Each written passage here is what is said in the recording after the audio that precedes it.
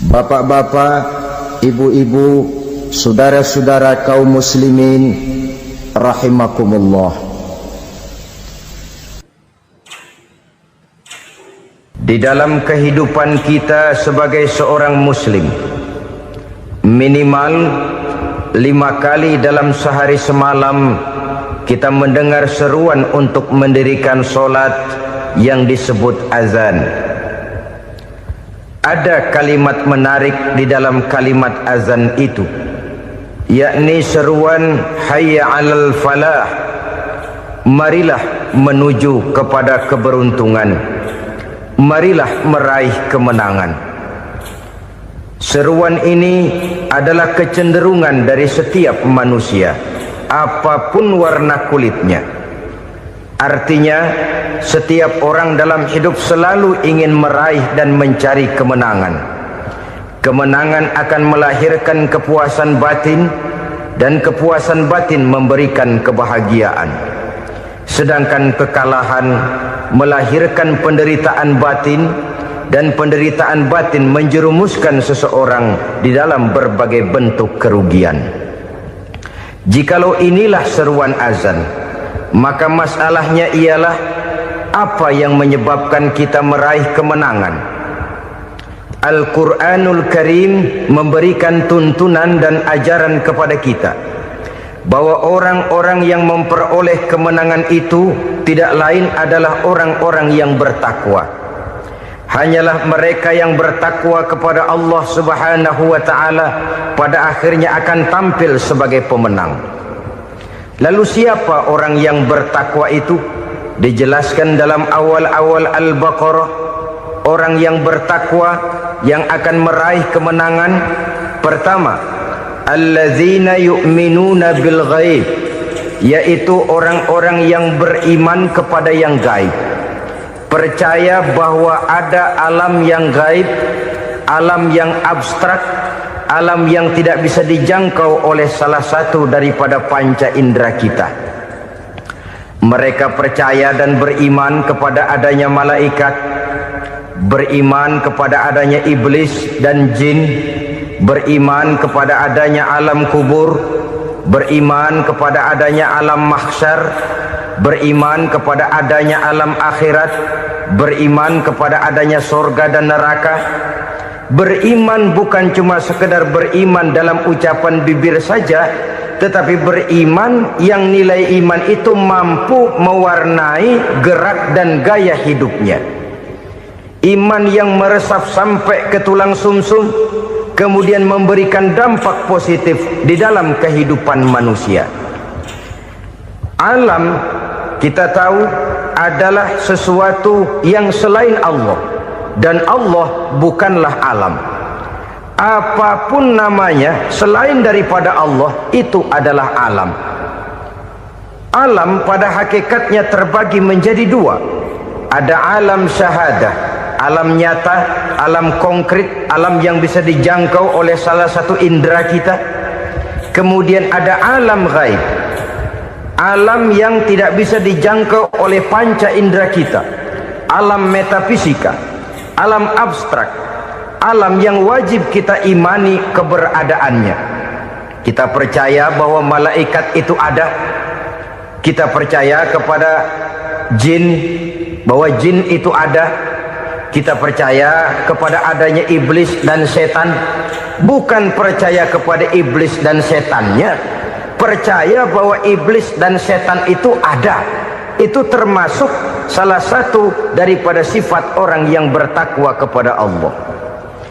Saudara-saudara kaum muslimin rahimakumullah, kecenderungan pembangunan yang lebih bersifat materialistis biasanya menggeser aspek kehidupan rohani.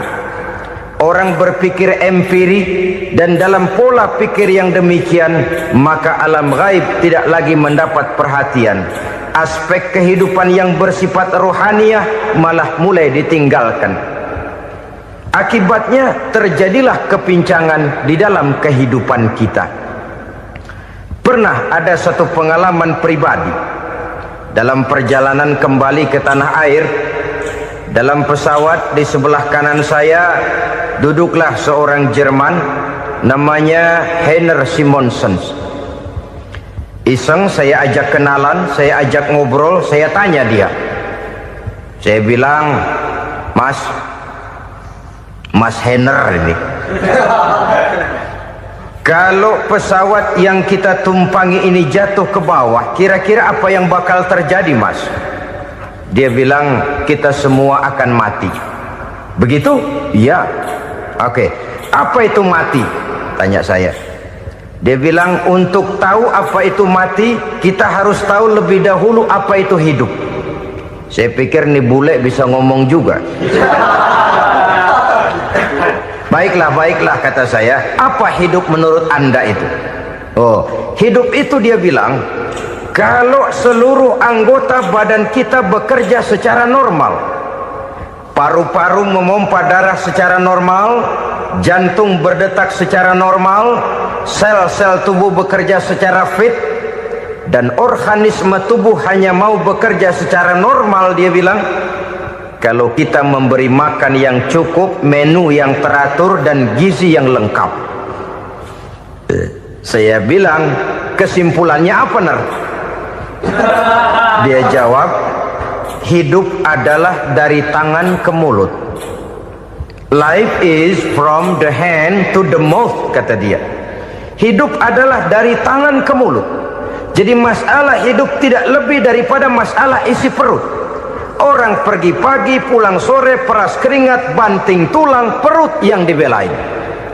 Saya bilang, you are wrong. Sampean salah, Ner.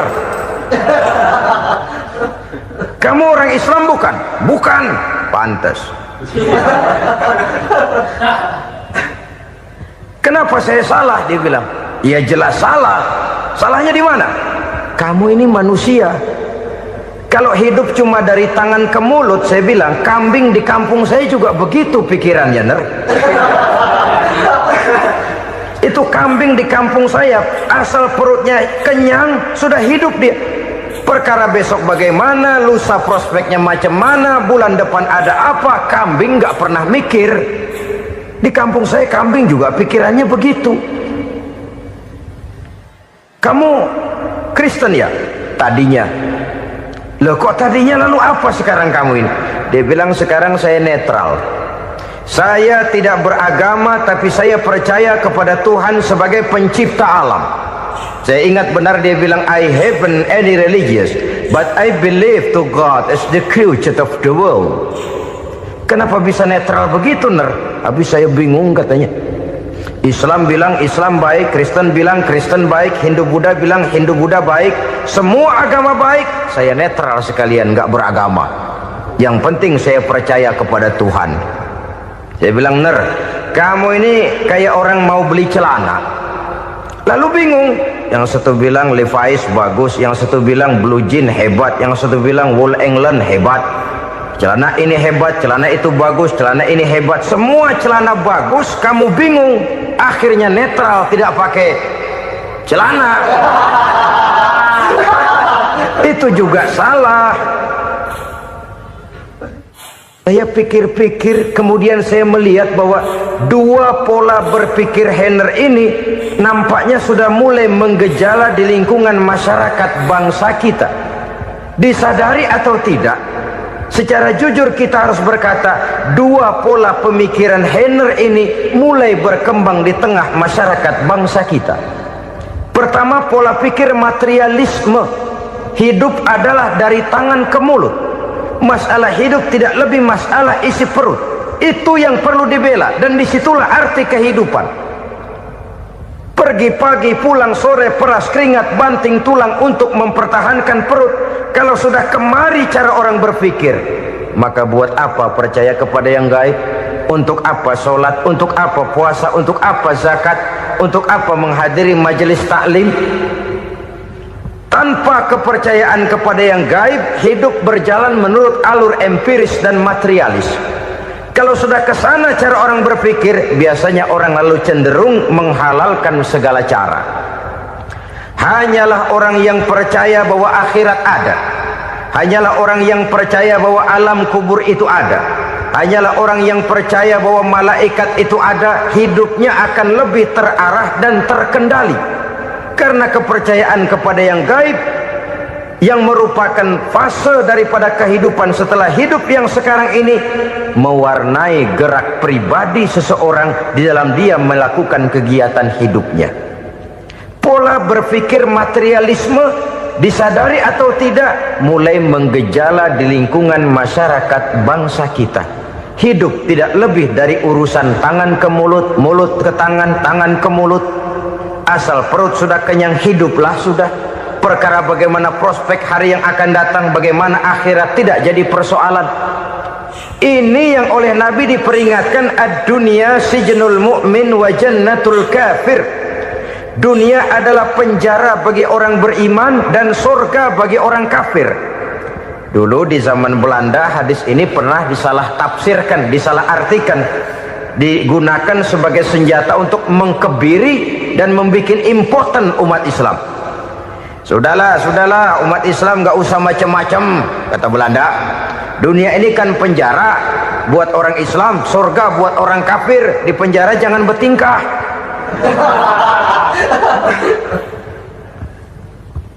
Pengertiannya tidak begitu. Dunia adalah penjara bagi orang mukmin. Artinya dalam kehidupan dunia seorang mukmin tidak bebas memperturutkan hawa nafsunya. Di penjara hawa nafsunya itu. Sebaliknya surga bagi orang-orang kafir. Buat orang kafir surgalah dunia ini.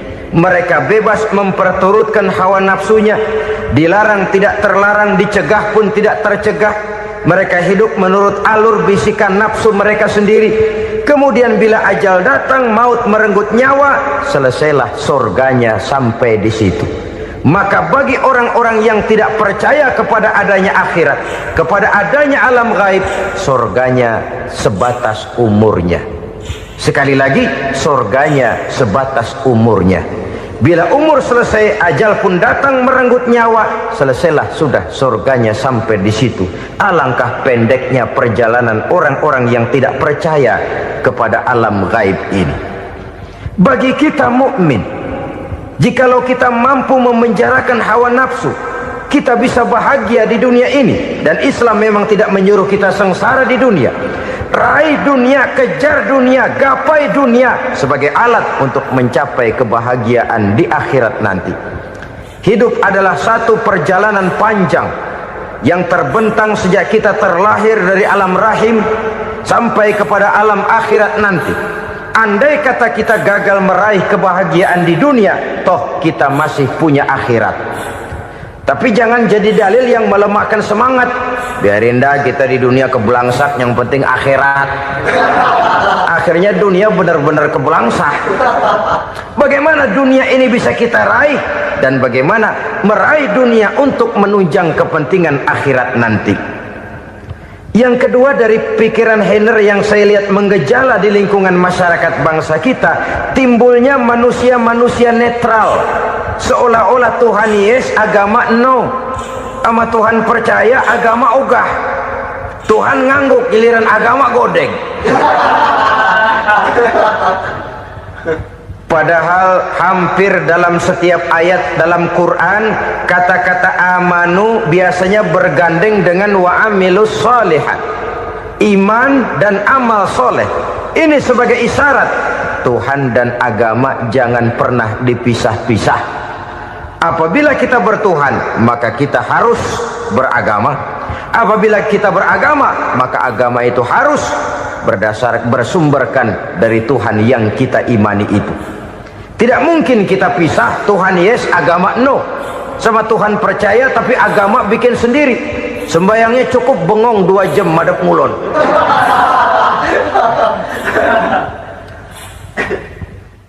Saudara-saudara kaum muslimin rahimakumullah.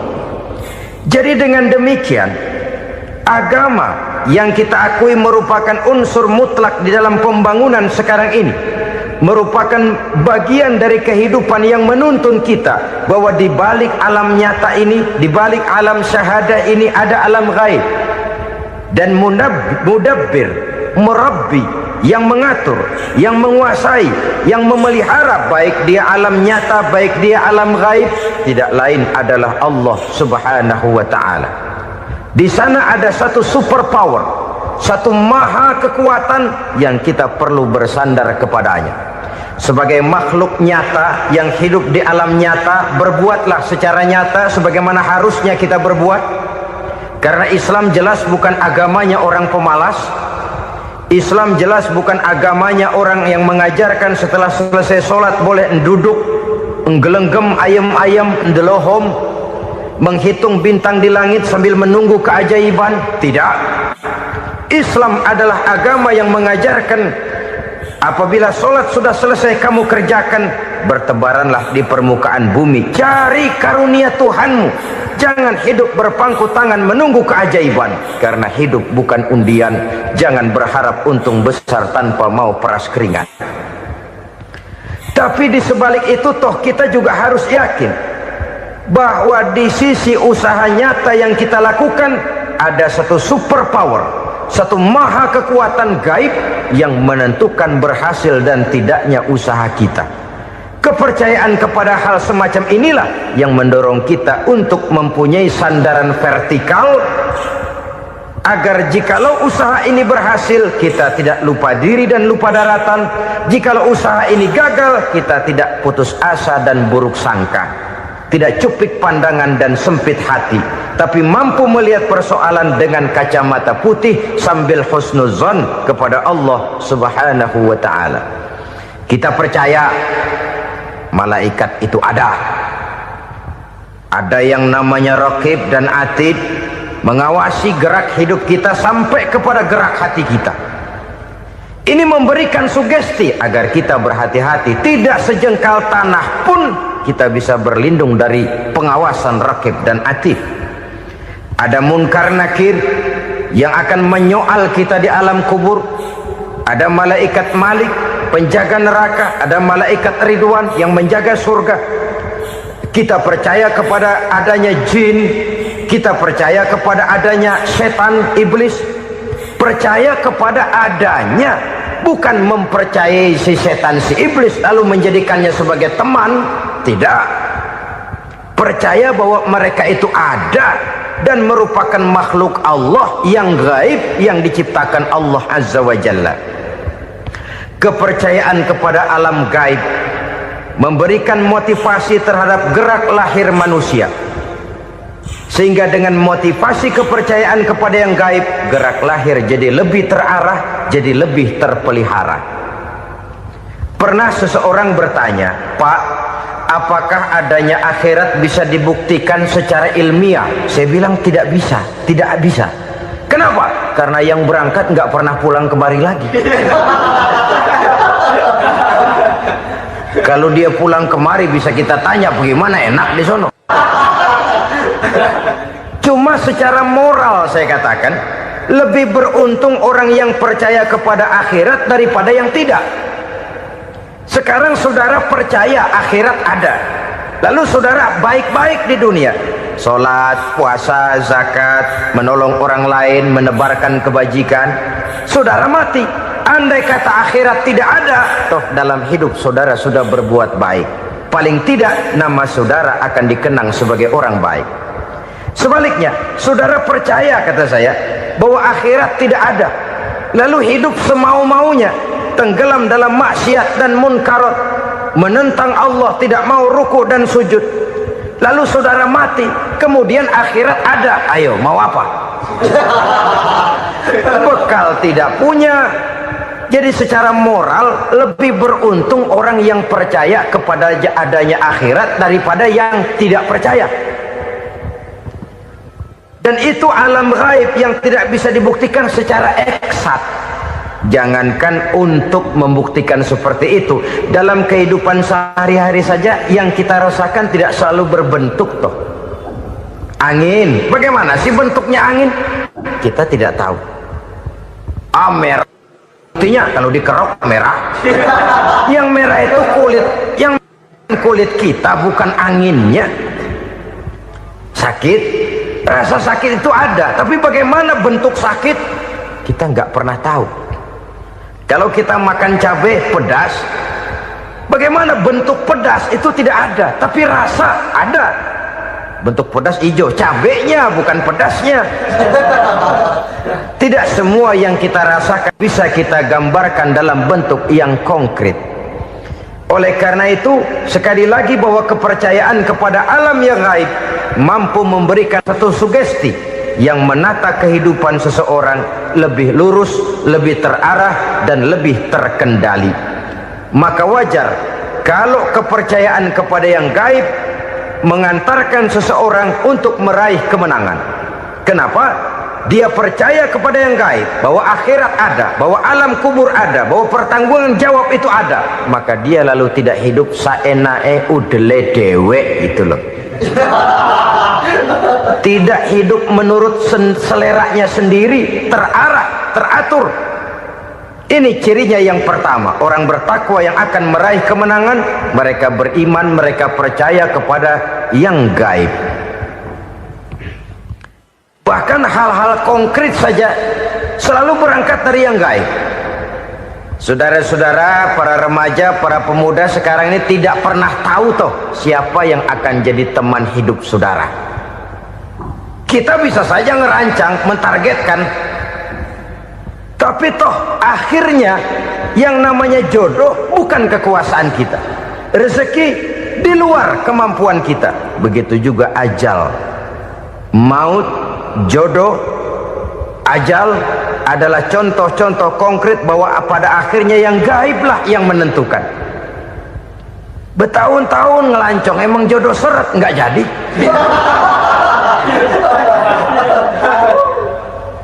Begitu kenal baru setengah malam nginep ditangkap hansip kan. Hal-hal semacam itu kadang-kadang kita berpikir suuzon, gilet, perempuannya cakep banget, lakinya rebek amat. Memang begitulah jodohnya. Memang begitulah jodohnya. Saudara hadirin ma'asyiral muslimin yang saya hormati, jadi hal-hal yang konkret saja kita yakini sepenuhnya ditentukan oleh satu superpower yang gaib itu tadi. Dari sanalah segala ketentuan itu berangkat, dan kesanalah segalanya akan kembali.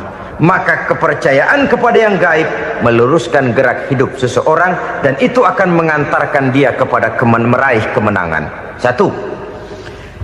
Yang kedua, wa yuqimuna shalah. Orang bertakwa yang akan meraih kemenangan itu adalah orang-orang yang mendirikan sholat. Kenapa sholat mengantarkan orang untuk meraih kemenangan? Yang jelas, inna sholata tanha anil fahsya'i wal munkar. Sholat mampu mencegah manusia dari perbuatan keji dan munkar.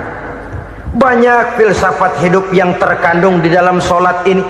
Sejak kita wudhu sampai kita menghadap ke arah kiblat, sampai kita melakukan gerak-gerak sholat, bacaan-bacaan yang ada di dalam sholat, lalu sampai kepada mengucapkan salam. Banyak filsafat hidup yang terkandung di dalam sholat. Umpamanya saja, setelah takbiratul ihram, mulai kita dengan sholat dalam posisi berdiri. Diajarkan dalam kitab-kitab fikih agar kita melihat ke arah tempat sujud. Ini kan filsafat kehidupan. Kalau kamu sholat dalam posisi berdiri, lihat tempat sujud. Jangan sholat mata jelalatan, sebab nanti bisa mengurangi kekhusyuan. Jadi wajar kalau yang dikatakan bahwa yang paling afdol adalah shaf yang di depan. Kenapa? Secara harfiah pengertiannya akan lebih mengundang kekhusyuan. Kenapa? Kalau kita di shaf paling depan di masjid umpamanya paling banter, kita lihat tembok. Tapi kalau kita shaf di tengah atau di belakang, orang-orang di depan kita pun akan kelihatan. Yang bajunya loreng, yang bajunya genggang, yang bajunya macam-macam. Kita lihat, kadang-kadang kita pikirin, ada yang bajunya bolong. Kita sholat tapi dalam hati, nih orang bajunya robek, yang nggak tahu apa. Ada saja hal-hal yang mengusik kekhusyuan kita. Oleh sebab itu diajarkan dalam posisi berdiri, lihat, arahkan pandangan matamu kepada tempat sujud. Ini kan filsafat kehidupan.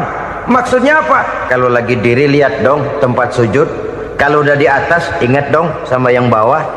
Kalau sudah tinggi ingat dong dari mana kamu berangkat. Kalau sudah berkuasa bantu dong yang lemah. Kalau sudah kaya santuni dong yang miskin. Kalau sudah alim bimbing dong yang awam. Ini filsafat kehidupan. Dalam posisi berdiri kau lihat tempat sujud. Ini akan melahirkan kepekaan sosial di mana seseorang mau tahu kepada orang lainnya. Bagaimanapun kaya kita, tinggi pangkat dan jabatan kita, jikalau hidup hanya untuk kepentingan perut sendiri saja, rasanya belum membawa manfaat di dalam kehidupan kita. Tapi efek yang tertinggi sesungguhnya, solat mencegah manusia dari perbuatan keji dan munkar. Perbuatan keji dan munkar walaupun kelihatannya mendatangkan uang, membawa keuntungan, tapi itu keuntungan semu, keuntungan sementara. Dengan menipu orang lain kita bisa dapat untung, tapi tidak membawa berkah, dan itu adalah kerugian besar dalam kehidupan kita. Maka untuk meraih kemenangan harus dimulai dengan membentuk kepribadian yang tegar, memiliki sandaran vertikal yang langsung kepada Allah Subhanahu wa ta'ala, dan itu hanya bisa kita tempuh melalui jalur ibadah formal yang sudah ditentukan Allah, yakni solat yang 5 waktu.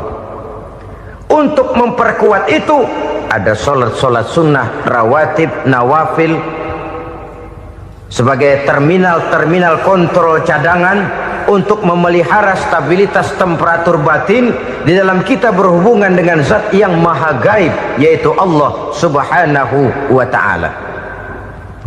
Orang sering bertanya, Pak, itu tetangga saya nggak sholat, duitnya nggak habis-habis, Pak. Nggak sholat tapi mobilnya tambah terus. Nggak sholat tapi usahanya makin maju. Tapi di sisi lain ada orang yang rajin sholat, rezekinya butak bener. Anaknya mana kurus, mana korengan. Saudara hadirin ma'asyiral muslimin rahimakumullah. Harus saya katakan bahwa solat memang bukan untuk cari duit. Solat adalah sandaran vertikal kita kepada Allah. Sedangkan soal rezeki itu berkaitan dengan sifat Allah maha pengasih dan maha penyayang. Allah maha pengasih, siapapun dikasih kalau mau usaha. Allah maha penyayang, tidak semua orang disayang oleh Allah Azza wa Jalla.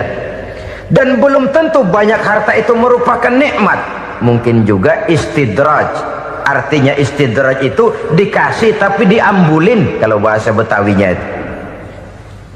Dikasih tapi diambulin, itu bukan merupakan nikmat sesungguhnya, lebih merupakan azab dari Allah Subhanahu wa ta'ala.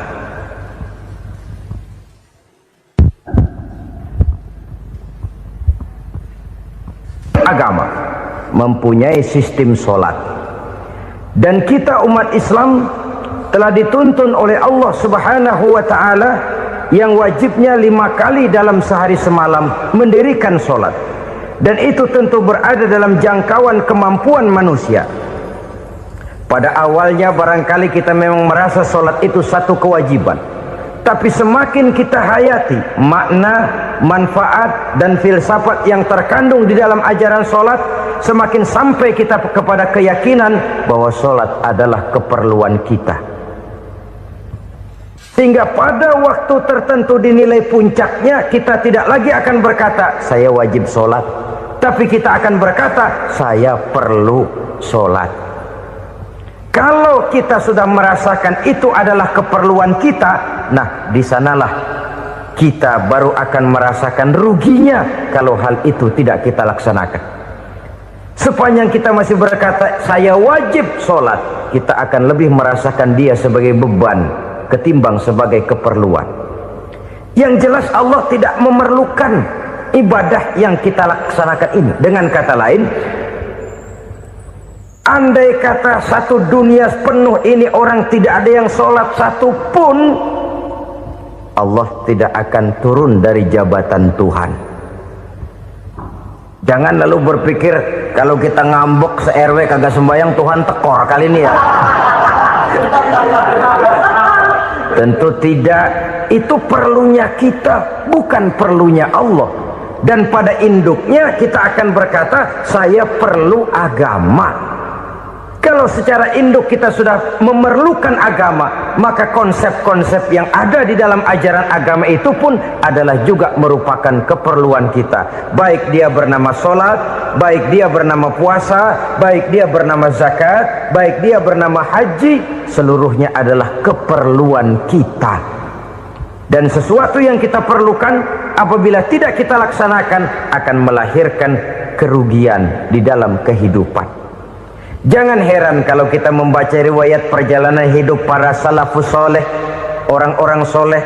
Ada yang tahajud sampai 100 rakaat, ada yang sholat malam kakinya sampai bengkak.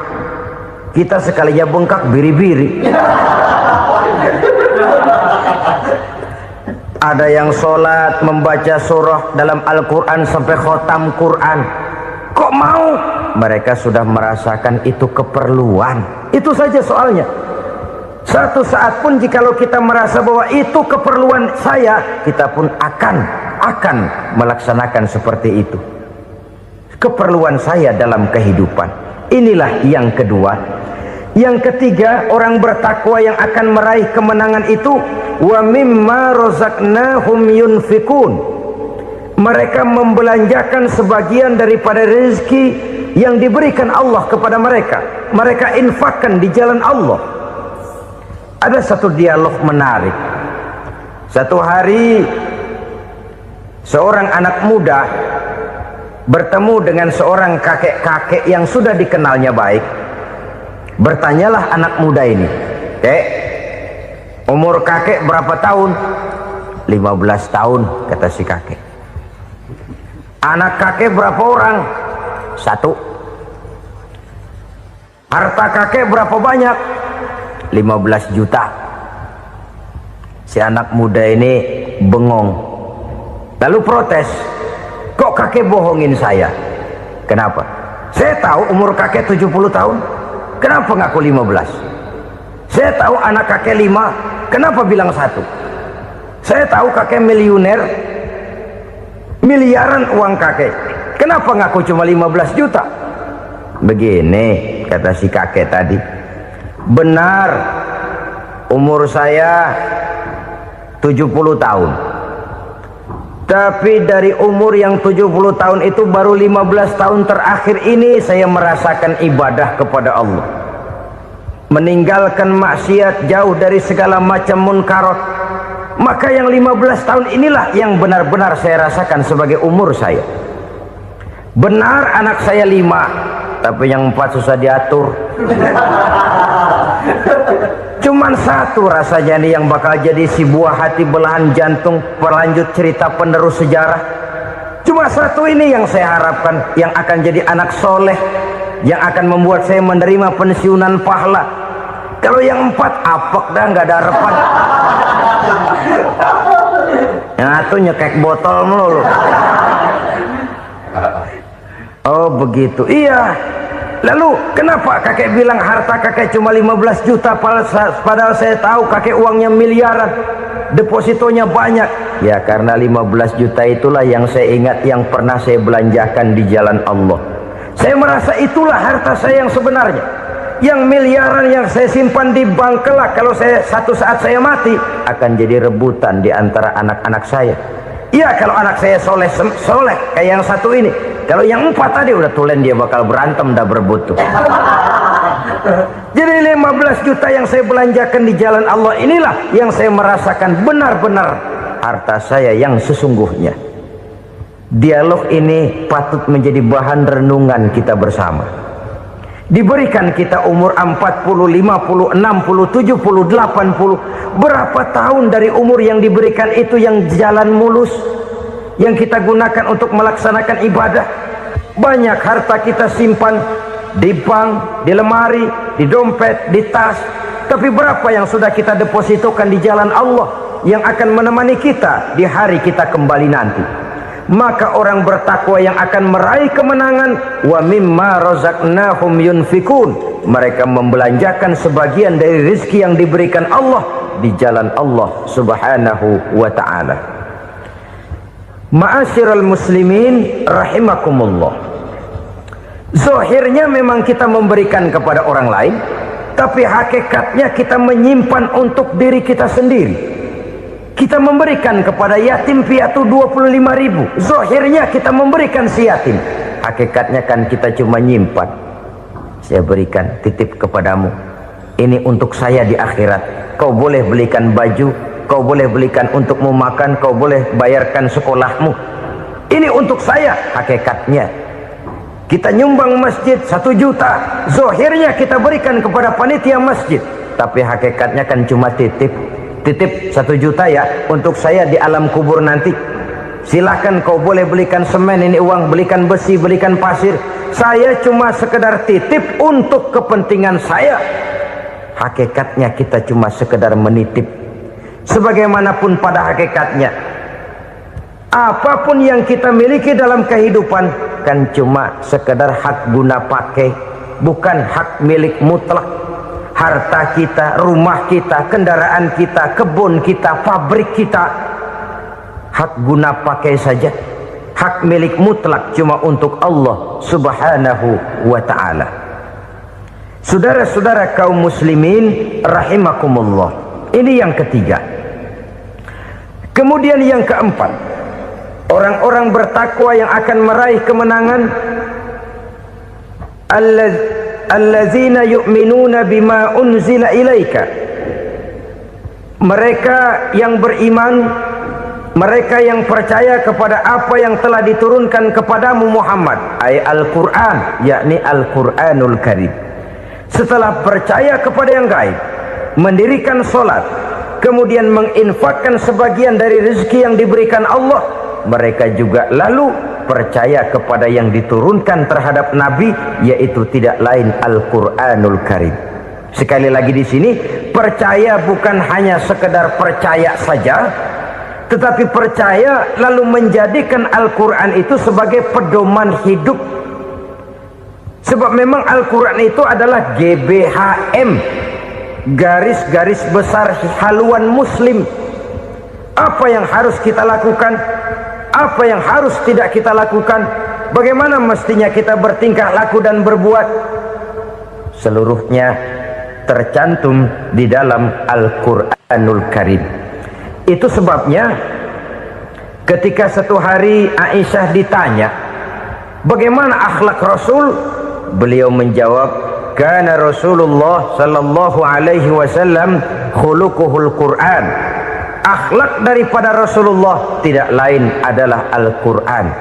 Jawaban simpel ini memberikan gambaran bahwa keseluruhan daripada konsepsi Quran sudah diterjemahkan dalam kehidupan Rasulullah sallallahu alaihi wasallam. Karena kita tahu akhlak adalah keseluruhan dari gerak hidup manusia, sejak ia berpribadi, berumah tangga, bertetangga, bermasyarakat, sampai kepada berbangsa dan bernegara. Al-Quran tetap memberikan sentuhan nilainya. Oleh karenanya, orang-orang yang bertakwa adalah orang-orang yang menjadikan Al-Quran sebagai pedoman dalam kehidupannya. Dan kita yakini Al-Quran diturunkan kepada Nabi Muhammad bukan merupakan produk Nabi Muhammad. Isi dan redaksinya langsung dari Allah subhanahu wa ta'ala. Kemudian cirinya yang kelima, orang bertakwa yang akan meraih kemenangan itu, wa ma unzila min qablika. Tidak hanya sekedar percaya kepada yang diturunkan terhadap Nabi Muhammad, yaitu Al-Quran, mereka juga percaya kepada apa yang pernah diturunkan kepada para nabi, kepada para rasul sebelum Nabi Muhammad. Percaya kepada adanya suhuf, percaya kepada adanya Taurat, percaya kepada adanya Injil, percaya bahwa Allah dahulunya sudah menurunkan Taurat kepada Musa, percaya bahwa Allah sudah menurunkan Injil kepada Isa, percaya Injil ada, Taurat ada, diturunkan Allah untuk Isa dan Musa, tetapi tidak wajib mengamalkannya karena kita sudah diberikan Al-Quranul Karim. Ini yang perlu saya garis bawahi. Kita percaya Allah telah menurunkan Injil dahulu kepada Isa. Kita percaya bahwa Allah telah menurunkan Taurat dahulunya kepada Nabi Musa. Kadang-kadang ini dijadikan dalih, dikacaukan pengertiannya. Quran saja mengajarkan bahwa orang yang bertakwa harus percaya kepada Injil, maka pakailah Injil. Apalagi kalau ayat sebelumnya ditilap, dihapus, dihilangkan, Injilnya yang ditekankan, maka akan terjadilah penekanan yang salah arah. Karena salah arah akhirnya bisa merusak dan menghancurkan akidah.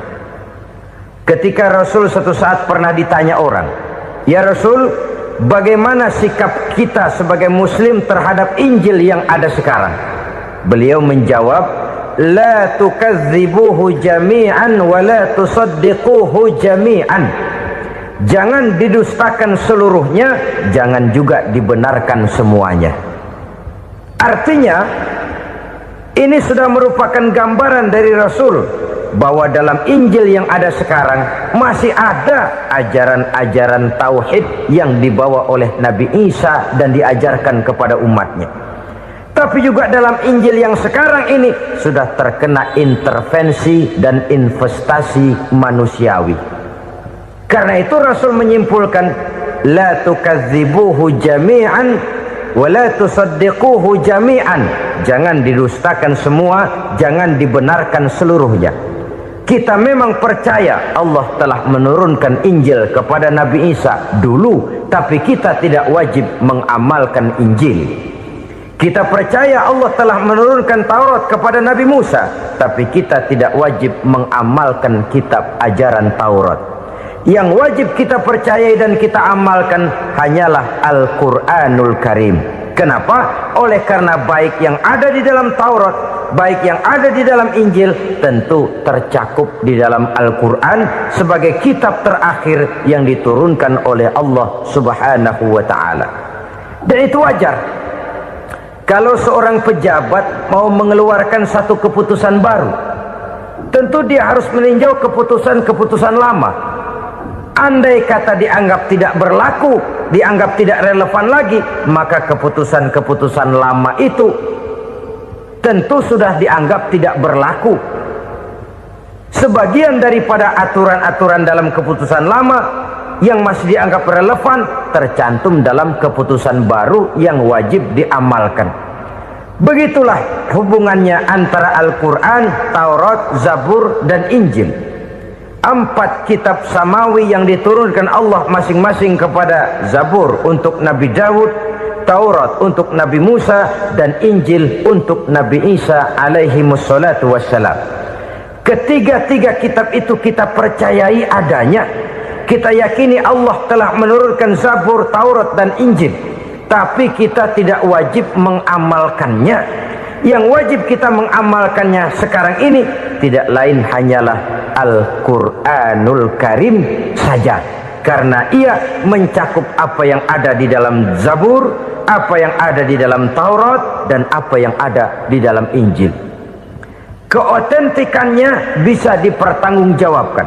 Ya, tapi kan Nabi Muhammad sudah mati 14 abad yang lalu, dan di zaman beliau Al-Quran kan belum dikodifikasikan, belum ditulis. Bagaimana keotentikannya bisa dipertanggungjawabkan? Mudah saja.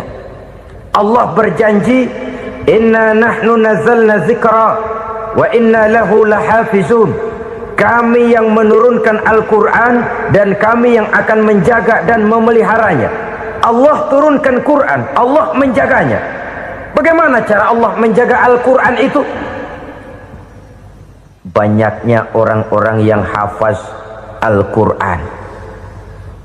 Hafaz Al-Quran 30 juz, 114 surah, 6.666 ayat. Sehingga jangankan satu kata, jangankan satu ayat, satu kalimat saja berubah, sudah akan timbul reaksi dan mudah dimengerti. Kenapa? Banyak orang-orang yang hafaz Al-Quran. Sedangkan pada setiap akhir tahun biasanya malaikat Jibril selalu mengadakan checking terhadap ayat-ayat yang diturunkan pada waktu itu. Di zaman Nabi sendiri sudah ada usaha kodifikasi. Dan yang lebih luar biasa lagi, sampai hari ini tidak seorang pun mampu membuat satu ayat saja semacam Al-Quran. Ke bahasa manapun dia diterjemahkan, naskah aslinya tetap ikut, rujukan dasarnya tetap ada. Berdasarkan itu, maka tidak mungkin terjadi penyelewengan terhadap atau pemalsuan terhadap ayat-ayat Al-Quranul Karim.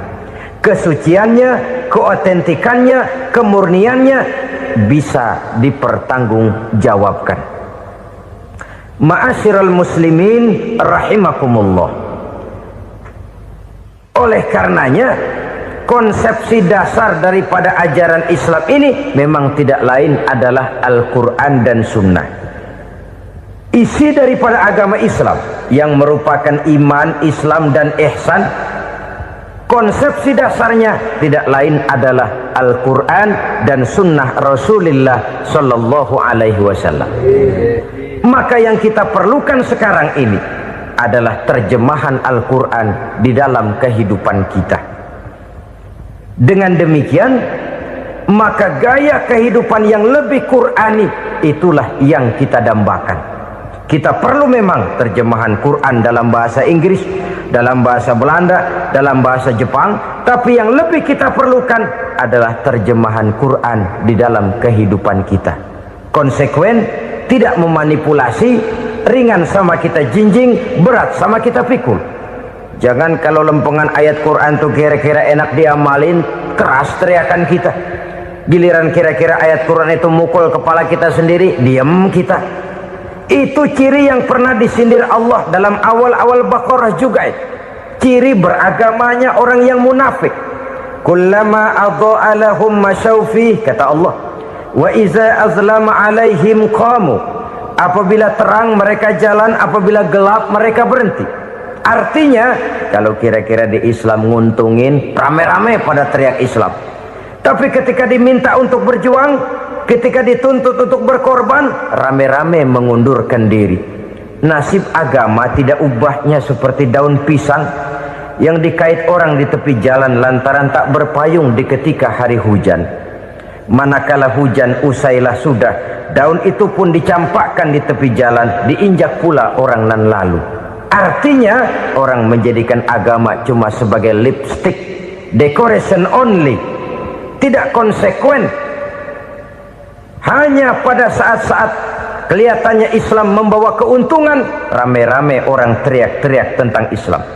Tapi jikalau diminta berjuang, jikalau dituntut untuk berkorban, biasanya rame-rame juga mengundurkan diri. Jangan heran kalau mayoritas hitungan kita, tapi minoritas peranan kita. Kuantitas kita dalam jumlah, tapi dalam kualitas kita lebih sering jadi penonton daripada jadi pemain. Padahal itu sangat tidak boleh terjadi. Umat Islam di Indonesia harus bangkit. Umat Islam di Indonesia harus sadar akan keberadaannya. Tidak boleh hanya jadi penonton berpangku tangan, karena memang agama kita juga mengajarkan untuk konsekuen di dalam menjabarkan ajaran-ajaran daripada agama kita. Kita sering menjadi jatuh menjadi umat yang lemah oleh karena kita ini tidak pandai menggalang kebersamaan yang diakibatkan tidak konsekuennya kita. Diistilahkan bahwa umat Islam di dalam menggalang kebersamaannya itu harus seperti orang main sepak bola. Saudara-saudara kan tahu orang main sepak bola itu. Orang main sepak bola, kalau pertandingan belum dimulai sih silakan saja kumpul di luar lapangan, atur strategi yang baik. Tapi kalau pertandingan sudah dimulai, turun ke lapangan hijau, jangan kumpul terus. Ada sepak bola gotong royong, mundur-mundur rame-rame, depan ke depan kumpul melulu mainnya. Kalah. Orang main sepak bola itu ya harus ada penyerang tengah, harus ada penjaga gawang, harus ada strikernya, harus ada kiri luarnya, kanan dalamnya yang jadi backnya. Posisi boleh bermacam-macam, tapi yang penting saling ngoper untuk menggolkan gawang lawan. Begitulah umat Islam ini. boleh ada yang jadi pejabat, boleh ada yang jadi pengusaha, boleh ada yang jadi petani, silakan ada yang jadi seniman, ada yang jadi penyair, ada yang jadi artis sekalipun. Tapi kalau sudah berhasil menguasai bola, jangan lupa operannya. Operan itu yang langka. Kita ini muslim kadang-kadang kalau sudah memegang menguasai bola, kalau belum mau mampus, belum mau ngoper. Nanti kalau sudah nggak punya bola, baru mau ngoper. Kalau sudah dengar-dengar mau dekat pensiun, baru mau jihad, baru mau berjuang, baru mau ngurus pesantren. Tanda tangan sudah tidak laku, memo sudah tidak dihargai, baru mau berjuang. Kemarin kemana, Mas? Kita tidak pandai memanfaatkan posisi. Dengan kata lain, kalau kembali kepada persoalan kita, konsekuensi kita terhadap agama yang kita anut ini belum ideal. Kita masih lebih sering berislam ini pada saat-saat yang menurut perhitungan kita membawa keuntungan. Tapi kalau diminta berjuang, dituntut berkorban, yang itu pun hakikatnya adalah untuk kepentingan kita juga. Allah tidak pernah menuntut kita untuk jihad bagi kepentingan Allah, itu tidak. Berjuang menegakkan agama Allah, apakah untuk kepentingan Allah? Tidak. Untuk kepentingan kita.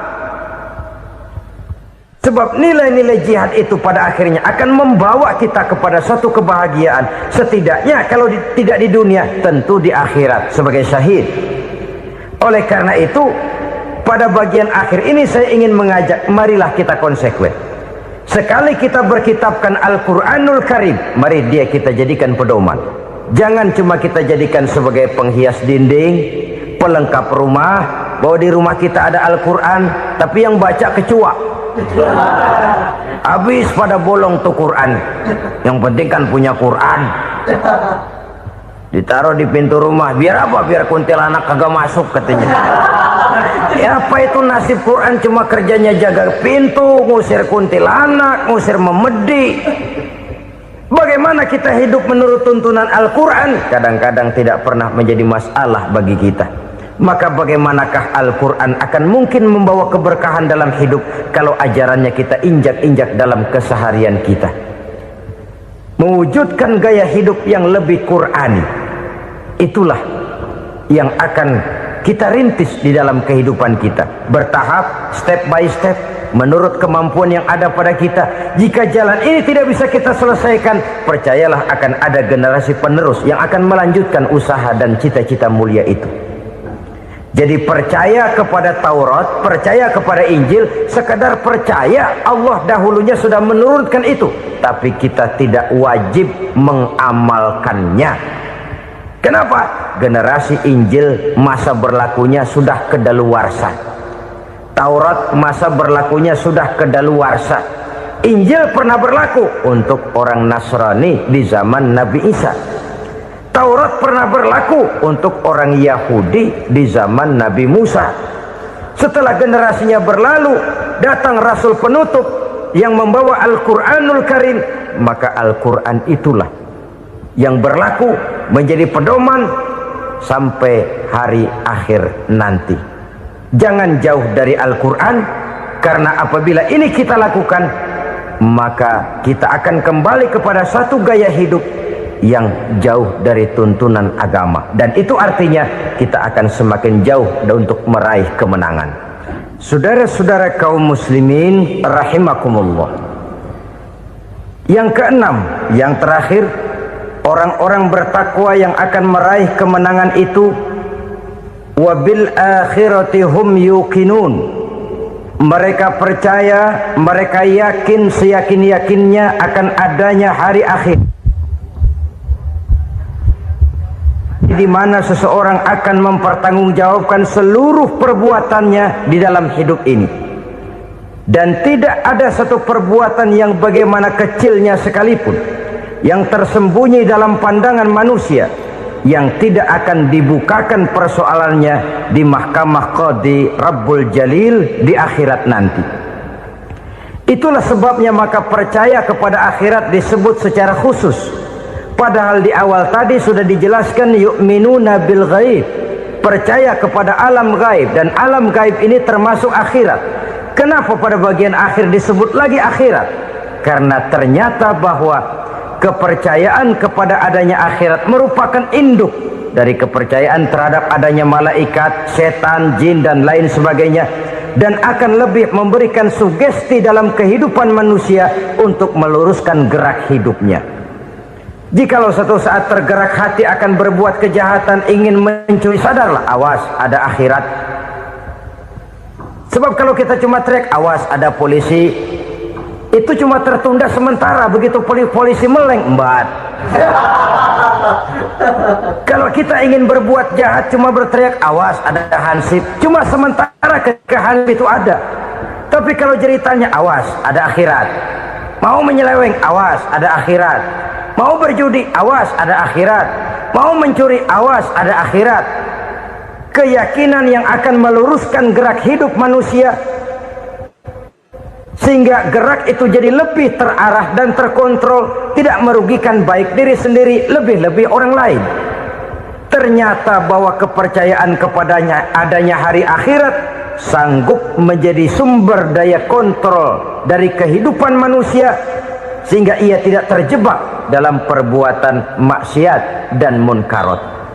Saudara-saudara kaum muslimin, inilah saja yang kita bicarakan pada pertemuan kali ini.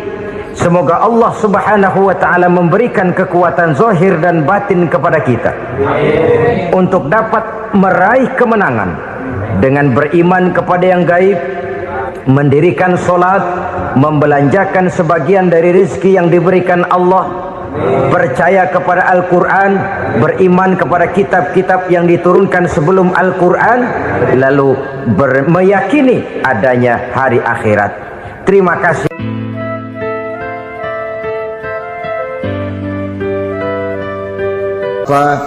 Ibu-ibu, saudara-saudara kaum muslimin rahimakumullah, kita menyaksikan peristiwa-peristiwa yang memilukan dan memalukan. PHK terjadi di mana-mana, pengangguran meningkat, harga-harga membumbung tinggi, daya beli rakyat semakin lemah. Sementara di bidang politik, kejadian-kejadian memberikan indikasi bahwa persatuan dan kesatuan kita sebagai bangsa dewasa ini tengah berada dalam ujian yang berat.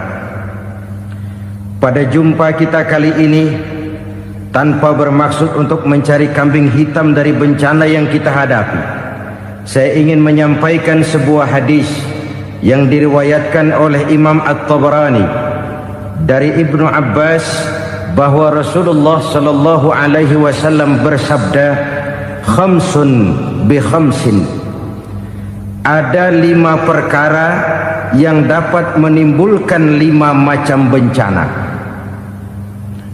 Mari kita renungi hadis ini satu demi satu sebagai bahan introspeksi buat kita semua dalam menghadapi bencana yang tengah berlaku sekarang ini.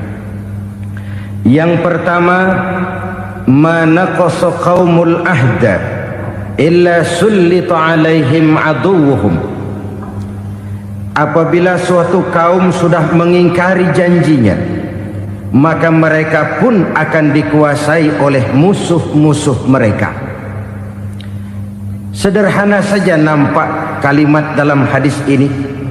Apabila orang sudah mengingkari janji, mereka akan dikuasai oleh musuh-musuh mereka sendiri.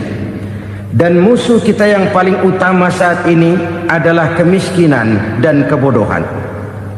Kenapa itu terjadi? Karena kita mengingkari janji kita sendiri. Di saat awal-awal berdirinya Orde Baru, kita pernah berjanji untuk melaksanakan Pancasila dan Undang-Undang Dasar 45 secara murni dan konsekuen. Kita berjanji bahwa kita akan menegakkan pemerintah yang bersih dan berwibawa. Itu semua pada permulaannya. Waktu demi waktu berjalan, kita lupa dengan janji yang kita ucapkan itu. Ketuhanan yang Maha Esa kita ucapkan, tapi kesetanan yang luar biasa yang kita lakukan. Kemanusiaan yang adil dan beradab yang kita dengungkan, tetapi kemanusiaan zalim dan biadab yang kita praktekkan. Sederhana saja saudara, hampir setiap pejabat pada posisi-posisi kunci, di awal-awal ia memangku jabatan itu, biasanya ia mengucapkan sumpah dengan lafaz demi Allah, bahwa dalam melaksanakan jabatan ini saya tidak akan menerima hadiah atau pemberian dalam bentuk apapun. Itu pada permulaannya. Lama-lama rupanya hadiah itu asik juga, mulai diterima. Lama-lama dirasa kurang, mulai menagih. Dan akhirnya terjadilah praktek yang disebut suap menyuap, semir menyemir, dan lain sebagainya. Kalau ini sudah menjadi kenyataan, bagaimana kita mau menegakkan pemerintah yang bersih dan berwibawa? Undang-Undang Dasar 45 menyatakan bahwa bumi, air, dan seluruh kekayaan negara dikelola oleh negara bagi sebesar-besar kemakmuran rakyat. Yang terjadi adalah bahwa kita merasa mewakili rakyat untuk menikmati harta dan kekayaan negara, sehingga rakyat banyak tidak bisa ikut menikmatinya. Menumpuklah harta itu sehingga terjadilah pepatah, gunung ditimbun, sumur digali. Yang kaya semakin kaya, yang miskin semakin terpuruk. Kita ingkar dengan janji yang kita ucapkan di awal-awal kita bergerak. Kita ingkar dengan janji pada saat kita mengatakannya dengan menyebut nama Allah, dengan mempertaruhkan nama Tuhan. Sehingga pada akhirnya jabatan pun mengalami tender. Sudah menjadi rahasia umum. Orang mau jadi lurah mesti mengeluarkan uang. Mau jadi camat mesti mengeluarkan uang. Mau jadi wali kota, bupati, bahkan gubernur, itu ada pasarannya. Secara logika, kalau orang memperoleh satu jabatan karena banyak mengeluarkan uang, tentu pada saat ia mengeluarkan uang, ia sudah punya pemikiran, modal pasti pulang, modal pasti kembali.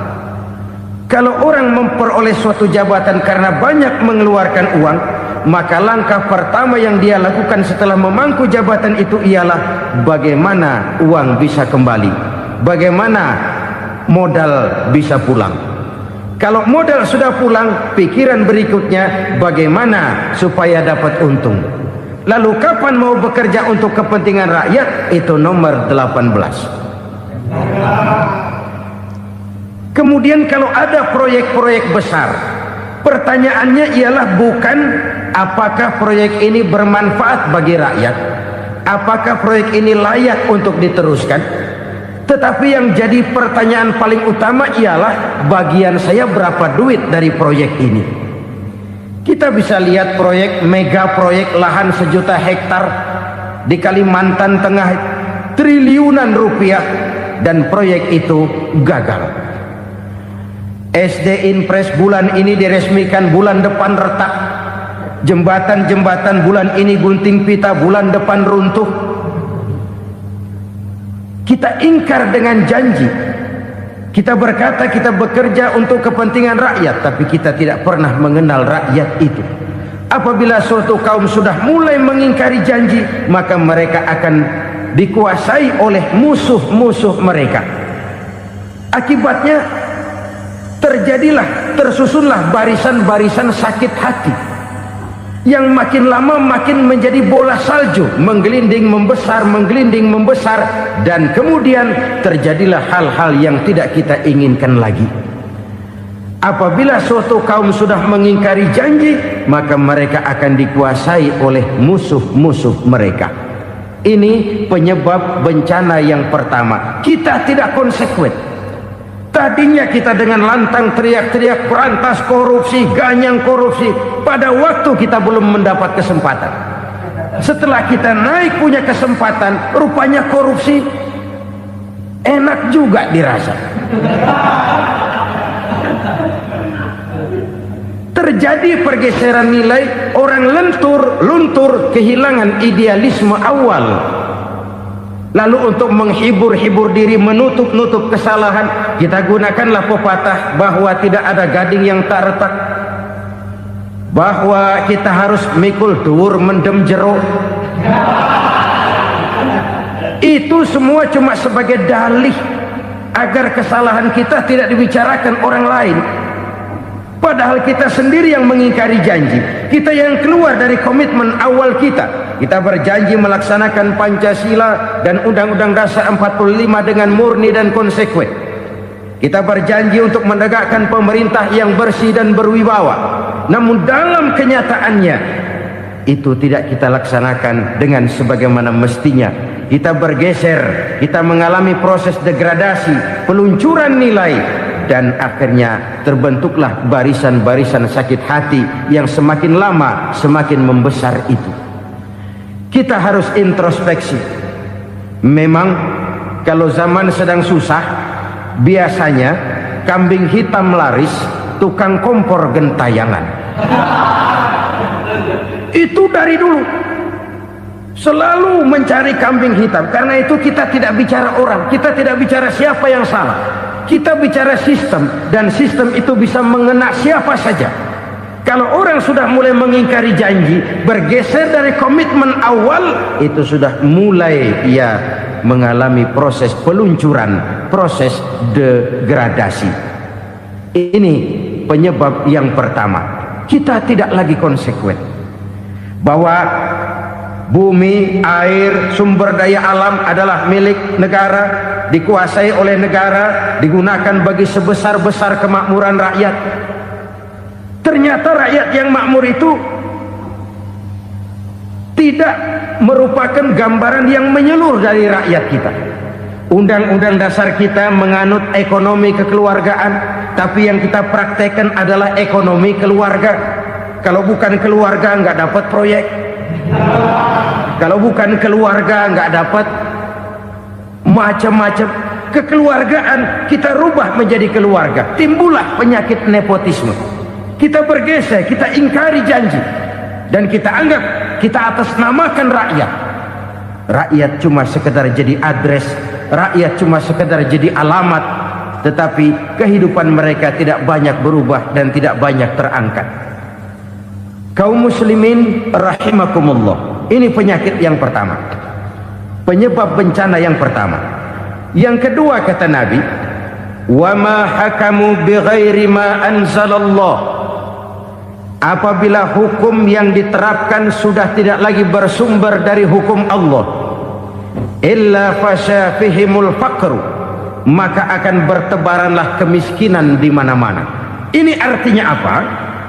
Apabila hukum tinggal sebuah stempel, apabila hukum sudah diatur menurut kepentingan, apabila hukum sudah tidak lagi ditegakkan secara adil, maka kemiskinan merambah di mana-mana.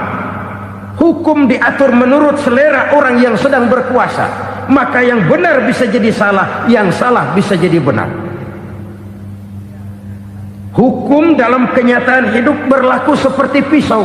Pisau itu kan saudara lihat, yang namanya pisau dimanapun itu tajamnya ke bawah, ke atas tumpul. Kalau hukum itu, kalau untuk rakyat, hukum itu tajam bukan main, cepat sekali dilaksanakan. Tapi giliran menengah ke atas, yang gedean dikit berbuat salah, hukum tompul.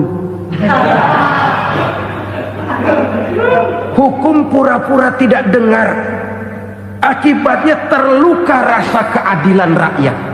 Satu kasus rakyat diam, dua kasus rakyat diam, tiga kasus rakyat diam, kasus terakumulasi di hati rakyat. Luka rasa keadilan, dan itu menjadi sumber bencana. Penjarahan, kita tidak setuju itu, tapi kita harus melihat kausalnya. Itu kan tidak berdiri sendiri. Itu kan karena terlukanya rasa keadilan rakyat, melihat kesempatan ini tidak merata. Kalau rakyat ini yang ngajukan kredit ke bank, walaupun jumlahnya cuma jutaan, ratusan ribu, susahnya 17 setan. Tapi ada orang-orang tertentu yang agunannya palsu, jaminannya palsu, bawa kata belece, bukan cuma miliaran, triliunan kredit bisa keluar. Terluka rasa keadilan, hilangnya kesempatan. Rakyat cuma dapat kesempitan, jarang dapat kesempatan. Dari lukanya rasa keadilan ini. Memang ya entah lipstik, entah basa-basi, dibentuklah tim ini, dibentuklah badan pengawas ini, dibentuklah tim ini. Kalau membentur tahu, hancur tahu. Tapi kalau tim yang dibentuk membentur karang, bukan karangnya yang hancur biasanya, timnya yang bubar. Kenapa? Yang dibentur batu karang yang sangat keras. Kita main-main dengan hukum, kita tidak konsekuen dengan hukum, luka rasa keadilan, dan itu terakumulasi. Edi Tamsil, rakyat tahu, terakumulasi, menguap begitu saja. Kasus-kasus lain rakyat tahu, menguap begitu saja. Ketidakadilan, ketidakadilan, ketidakadilan terakumulasi, mengendap di hati rakyat, menunggu ledakan. Pada saat sumbu meledak, rakyat tidak bisa dibendung lagi. Oke, kita tidak setuju dengan penjarahan, tapi jangan melihat itu sebagai peristiwa yang berdiri sendiri. Kenapa itu terjadi? Kausalnya kenapa? Oke, kita tidak setuju memang, tapi yang dijarah oleh rakyat kan memang cuma untuk perut. Yang dijarahkan beras, yang dijarahkan televisi, yang dijarahkan kulkas yang masih bisa dihitung, yang memang real untuk kebutuhan rakyat. Penjara-penjara berdasi kepala botak yang menguras uang rakyat habis-habisan, enak saja melenggang dalam kehidupan ini. Makin terluka rasa keadilan rakyat. Apabila hukum yang diterapkan sudah menyimpang dari keadilan yang diajarkan Allah, fasyafihimul fakru, bertebaranlah kemiskinan. Aneh, memalukan, memilukan. Sebuah negara agraris yang katanya pulaunya hijau royo-royo, Gemari Palau Jenawi Toto Tentem Kertora Harjo, yang tahun 93 pernah mendapat penghargaan dari FAO, Badan Pangan Sedunia, sebagai negara yang berhasil dalam swasembada pangan. Sekarang ini kita terpaksa betul beli beras dari Vietnam, beli beras ke Kamboja, beli kedelai dari Kamboja. Kenapa? Lahan sawah kita habis ditanami pabrik. Teknologi kita, teknologi loncatan yang non-applied, tidak terpakai oleh kita. Lantas lahan yang tidak bisa kita tanami, kita paksakan lahan-lahan gambut menjadi tanah pertanian yang subur dengan biaya triliunan, dan kita gagal. Kita cari jarum dan kapak hilang. Kita mau jadi negara industri dengan loncatan teknologi yang maju, kita lupakan pola pijak kita sebagai negara agraris, dan akhirnya kita kecolongan. Lihatlah dewasa ini. Rakyat kita antri sembako di mana-mana. Di sebuah negara agraris, ketidakadilan melahirkan kemiskinan. Kemiskinan moral dan kemiskinan material. Kemiskinan moral, rakyat nggak percaya lagi sama pejabat. Rakyat mengalami krisis figur. Orang, alah lu ngomong dah sama ember.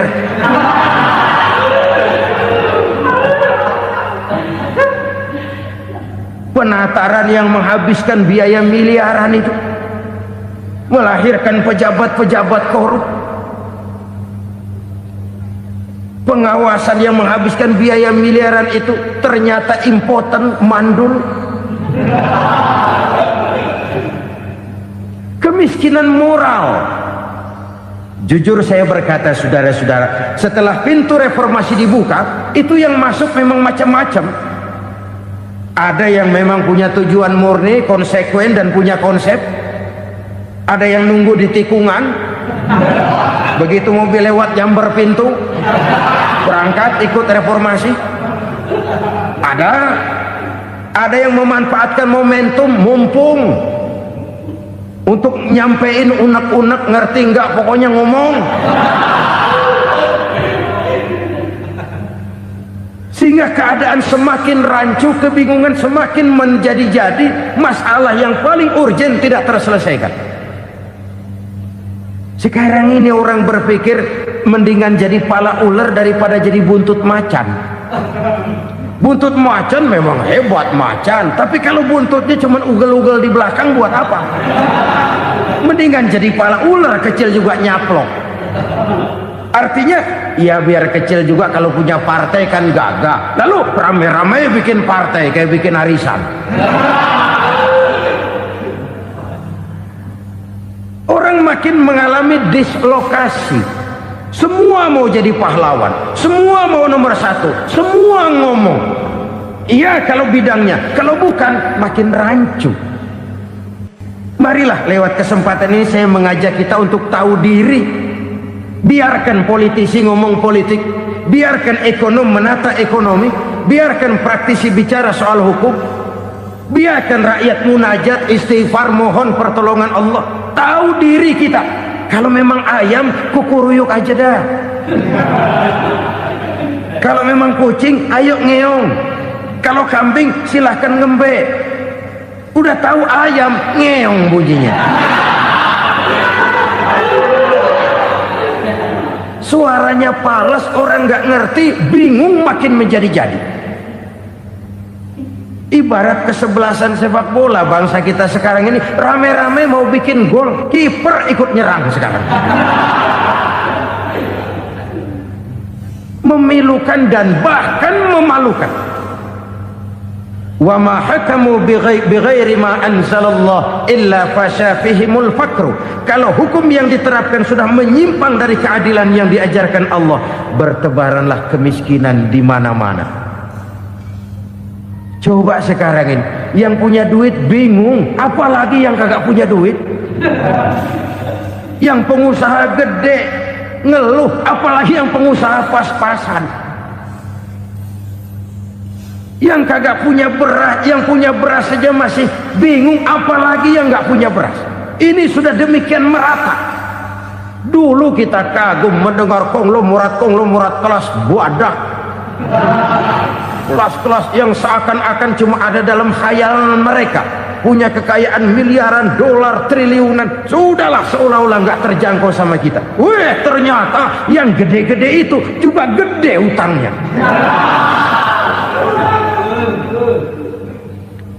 Dan rontok satu demi satu. Ternyata rakyat selama ini cuma dialamatkan, cuma dijadikan adres. Rakyat yang tidak banyak ngerti persoalan ini harus menanggung hidup ini begini berat, harus menanggung beban hidup ini begini tinggi, daya beli semakin lemah, semakin terpuruk dan terpuruk, sedang keadaan belum juga banyak berubah. Yang hutang sama luar negeri itu kan bukan rakyat kecil, Ciano. Yang banyak nyimpen dolar juga kan Ciano. Rakyat kecil bocah kampung mah jangankan nyimpen dolar, ngelihat juga tumben. Kemana kita mesti bercermin? Sekali lagi saya mengatakan maaf, kita tidak bermaksud mencari kambing hitam.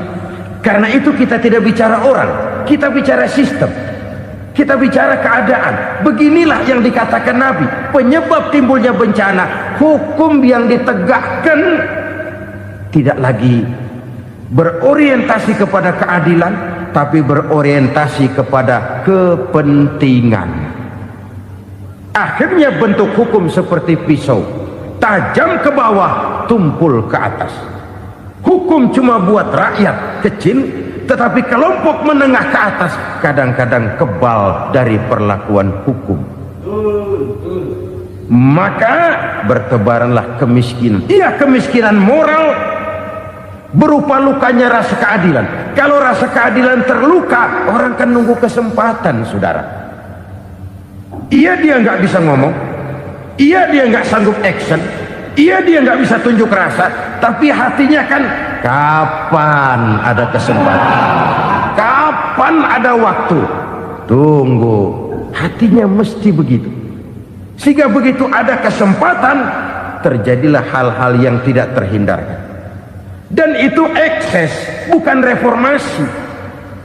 Jangan seperti sebuah dialog saya dengan seorang abang beca. Saya bertanya, bang, iya, abang tahu nggak reformasi? Tahu. Ustaz, apa? Pembakaran. Terus penjarahan, lalu perkosaan. Itu referensi, itu yang saya lihat. Nah, itu yang dia lihat. Saya tentu tidak menyalahkan abang beca kita, karena memang itu yang dia lihat dan sejauh itu wawasannya. Tapi ini indikasi bahwa banyak rakyat kita yang belum bisa menggunakan kebebasan secara bertanggung jawab. Padahal kebebasan tanpa tanggung jawab tirani. Sebuah contoh gampang-gampangan. Saya beli radio, saya setel di kamar saya, lalu saya bilang, ini radio gue. Yang beli gue, pakai duit gue setel di kamar gue, sekeras-kerasnya, gak ada urusan sama orang lain. Itu kata saya. Tetapi tetangga saya sebelah rumah kan boleh juga ngomong begitu. Kata tetangga saya, ini mata gue, yang ngantuk gue tidur di kamar gue, kenapa suara radio lu nyampe kemari? Artinya apa ini? Kebebasan saya nyetel radio dibatasi oleh kebebasan tetangga saya yang mau tidur. Tidak ada kebebasan mutlak. Kebebasan mutlak tanpa tanggung jawab kembali akan melahirkan tirani, kembali akan melahirkan pemaksaan kehendak. Dan itu lagi-lagi bukan demokrasi. Saudara-saudara kaum muslimin rahimakumullah. Ini penyakit yang kedua, lukanya rasa keadilan, terutama di kalangan rakyat kecil. Itu mengendap menjadi akumulasi dan menunggu giliran kapan bisa dimuntahkan. Dengan kata lain, rakyatnya udah banyak banget makan yang perutnya jadi enak, nyelam. Kapan nunggu muntahnya? Udah begini banyak akumulasi yang mereka pendam di perut ini, sehingga ketika terjadi kesempatan itu sudah tidak terkendalikan lagi. Kita out of control. Saya tidak mentolerir sikap-sikap kekerasan. Bahkan saya lebih cenderung bahwa kalau di rumah kita banyak tikusnya saja racuni, jangan rumah dibakar. Bahwa ada korupsi, ya, ada kolusi, memang ada nepotisme, tentu. Tetapi tikusnya saja racuni, jangan rumah dibakar. Masa mau ngusir tikus bakar rumah? Tikusnya lari, tikusnya selamat, rumahnya ewes-ewes.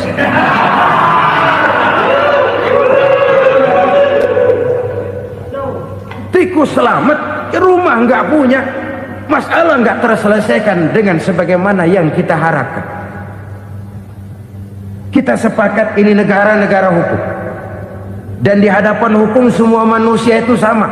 Itu prinsip yang diajarkan Allah. Al-musawat bainan nas fi takalifil ahkam. Semua manusia sama dalam berhadapan dengan hukum Allah Subhanahu wa ta'ala. Kalau hukum sudah pandang bulu, itu jelas yang enak yang banyak bulunya. Siapa yang banyak bulunya? Monyet. Kalau hukum pandang bulu, monyet keenakan. Saudara-saudara kaum muslimin rahimakumullah, introspeksi. Mari kita bercermin bagaimana perjalanan hukum selama ini. Kalau introspeksi ini kita temukan, lalu ada upaya untuk memperbaiki diri. Jangan menggunakan tak ada gading yang tak retak, mikul duwur mendem jero untuk menutup-nutupi kesalahan orang. Padahal kesalahan itu sedemikian besar. Padahal rakyat kita tiap hari antri sembako. Ada yang sehari sekali makan, ada yang makan sudah bercampur tiwul, ada yang nasi sudah dicampur pisang, balik jadi orok lagi. Macam-macam upaya rakyat untuk menangsal perut ini. Lalu rakyat ditenang-tenangkan, lebih baik puasa Senin Kemis sambil menghadapi krisis ekonomi. Kenapa rakyat yang disuruh puasa? Kenapa bukan pejabatnya yang puasa lebih dulu untuk kemakmuran rakyat? Kalau rakyat yang memang perutnya udah gepeng disuruh puasa, makin krempeng perutnya. Artinya pejabat harus punya sense of politik. Ya, tidak, puasa itu kan tidak cuma Senin Kemis saja puasa itu. Puasa perasaan, puasa menghargai perasaan yang sedang kondisi yang sedang dihadapi oleh rakyat. Bagaimana rakyat yang tengah antri sembako melihat pejabatnya lewat dengan mobil yang harganya sampai 1 miliar. Oh, inilah pemimpin saya. Luka lagi rasa keadilannya. Kita tidak tenggang rasa. Puasa dalam artian itu pun akan menolong menegakkan semangat kebersamaan, membentuk semangat kebersamaan. Saudara-saudara kaum muslimin rahimakumullah, penyebab bencana yang ketiga dikatakan oleh baginda Nabi, wala dhaharat fihimul fahishatu illa fasha fihimul maut. Apabila kekejian telah merajalela, maka maut bertebaran di mana-mana. Kita renungi butir kalimat dalam hadis ini. Apabila kekejian telah merajalela, maut bertebaran di mana-mana. Begitu murah arti sebuah kehidupan. Penjarahan untuk hal-hal yang kecil tapi sampai mengorbankan nyawa. Apabila kekejian sudah terjadi di mana-mana, maut pun bertebaran. Maut dalam arti berpisah ruh dengan jasad, tapi juga maut dalam arti orang bisa mati karirnya, orang bisa mati usahanya, orang bisa mati kesempatannya karena perbuatan-perbuatan keji yang selama ini tidak terbendung. Lahirlah teori mafia. Siapa yang kuat dia yang berkuasa, siapa yang lemah dia menjadi mangsa. Proyek-proyek besar yang menang tender itu ya dari itu ke itu saja. Yang pengusaha-pengusaha tidak punya koleksi, koneksi, tidak bisa bayar komisi, dapat proyek tetelan. Ada dagingnya, dikit tambahnya juga tetelan. Dagingnya sudah habis disantap oleh meja. Sekian puluh meja dilalui, sekian puluh amplop dikeluarkan. Sehingga yang akhirnya ya tinggal tetelan itu tadi. Maka kualitas pekerjaan pun sudah bukan lagi jadi masalah. Demikianlah mafia-mafia ini bermunculan di mana-mana. Di pengadilan terkenallah mafia pengadilan. Hukum bisa dibeli, hukum bisa dipesan menurut kebutuhan sponsor. Mafia peradilan, mafia politik, mafia ekonomi, bahkan mafia agama yang menggunakan agama sebagai kedok, menggunakan agama sebagai dalih, menggunakan agama sebagai topeng untuk melancarkan maksud-maksud politiknya pun tidak tertutup kemungkinan. Apabila kekejian telah merajalela, maut bertebaran di mana-mana. Korupsi, kolusi, nepotisme itu bagian dari kekejian. Kita selama ini kalau mendengar maksiat, itu yang terbayang cuma judi, mabuk, zina. Ya itu maksiat. Tapi korupsi, kolusi, nepotisme itu juga maksiat dalam bentuk lain. Kalau ini sudah bertebaran, maka maut terjadi di mana-mana. Jangan bayangkan cuma mati orangnya, itu sih kewajiban. Yang menyakitkan itu orangnya masih hidup tapi dibikin mati, karirnya mati. Kenapa? Karena yang diperlukan bukan cuma orang pinter tapi orang taat. Biar pinter, kalau nggak taat minggir. Biar bodoh, kalau taat bisa nyenangin atasan, bisa nyemir, nyemur. Kumaha juragan wae ayo nama. Itu yang kadang-kadang dapat penghargaan. Tidak ada prestasi kerja kecuali bikin senang orang di atas. Kita lihat di desa-desa jalan rusak. Kalau ada berita pejabat anak mau turun, jalan rata sekali. Sampai tanah dari mana aja dikeruk buat ngeratain tuh jalan. Pejabat pulang legok lagi jalanan. Katanya kita kerja buat rakyat, nyatanya kita cuma melayani atasnya. Kenapa? Terjadi lingkaran setan. Seperti kata lagu Dul Sumbang itu. Mahasiswa takut sama dosen, dosen takut sama dekan, dekan takut sama rektor, rektor takut sama menteri, menteri takut sama presiden, presiden takut sama mahasiswa. Lah muter balik lagi. Lingkaran setan. Lingkaran setan. Saudara-saudara kaum muslimin rahimakumullah, kekejian yang merajalela, praktek-praktek mafia yang tertuang dalam kehidupan sehari-hari menyebabkan orang mati karirnya, jasad masih hidup, karir mati, itu menyakitkan. Mati bisnisnya. Rakyat kecil pernah senang ketika cengkeh booming, harganya bagus, rakyat banyak yang pergi haji. Lalu mau ditata, lahir tata niaga cengkeh, malah amburadul. Harga cengkeh jatuh, petani cengkeh kecil menjerit. Siapa yang untung? Segelintir orang. Masihkah kita